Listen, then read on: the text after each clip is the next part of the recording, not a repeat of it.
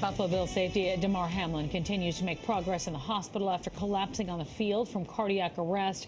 But the incident is concerning some parents whose kids play contact sports like football.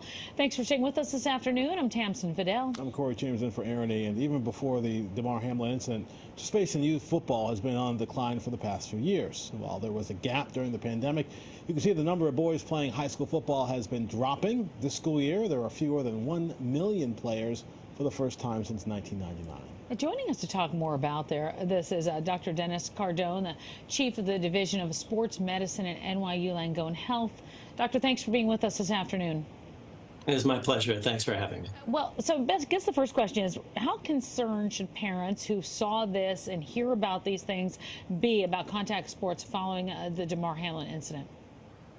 Sure. As we all know, there's always some concern with contact sports and injury and safety of our athletes. And that's number one, of course, in all of our minds. Interestingly, the information that we have from the injury couldn't necessarily relate that much to contact sports. This is type of injury that can happen really in any sport, in any activity where there potentially is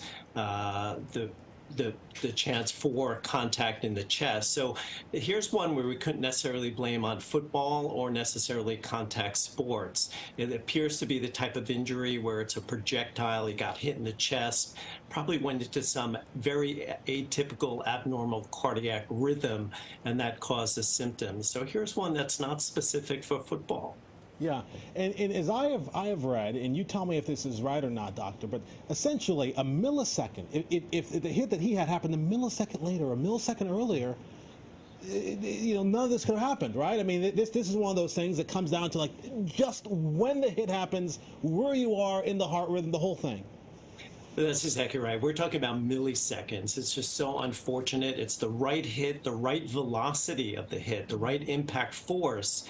And then the heart is an electrical system, so it causes that electrical system to go haywire, leading to the problem. But absolutely right. A millisecond later or earlier, and this wouldn't happen. So parents probably saw that over the weekend saying, well, should I let my kids continue playing contact sports like this, or is it not worth it? We all know the benefits of sports are great, and these risks, certainly with all activities, there are always some inherent risks, but this is something that is just so rare to occur that this really should not deter participation in sports in any way. I think the one thing, and it is certainly heartwarming as we get these updates and we hear he's now, able to even speak and he's, able to communicate, and it's great. He's making this amazing recovery, and that's been attributed to how quickly he got help on the field when he had his heart issue. Yeah. Kids at schools, obviously, playing these games don't necessarily have the NFL level of protocols in place. But do you think, what do you know about the protocols, and do you think there are enough for city schools and area schools, that kind of thing? On the positive side, for example, one of my roles is Chief Medical Officer for the New York City High School Sports, the PSAL, and it's mandated, for example, that all high school sport teams in practice and games have an AED, an automated defibrillator on the sideline. So that's key. We should everybody, not just healthcare professionals, everybody should feel comfortable using an AED. They should know where one is. And they're just so easy to use. It's something that's just so simple, and it's life-saving.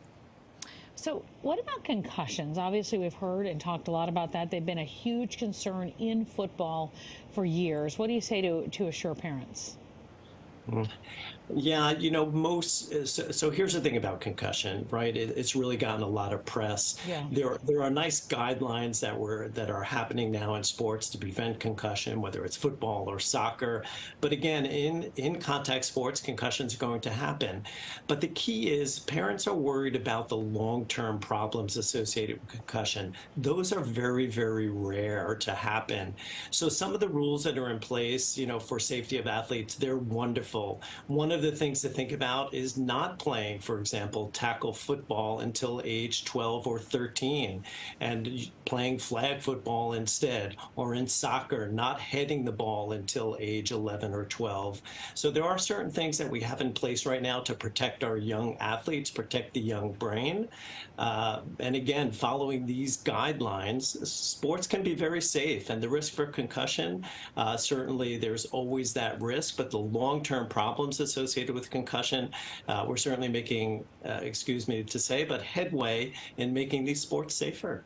Oh, well, look, that's good to hear, because you send your kids out to play these games. You want them to get the benefits because, again, as you said, there are so many, but we don't want them to be injured in the process. So, all right, Doctor, thank you so much for the insights. This is one that a lot of us have been talking about this past week.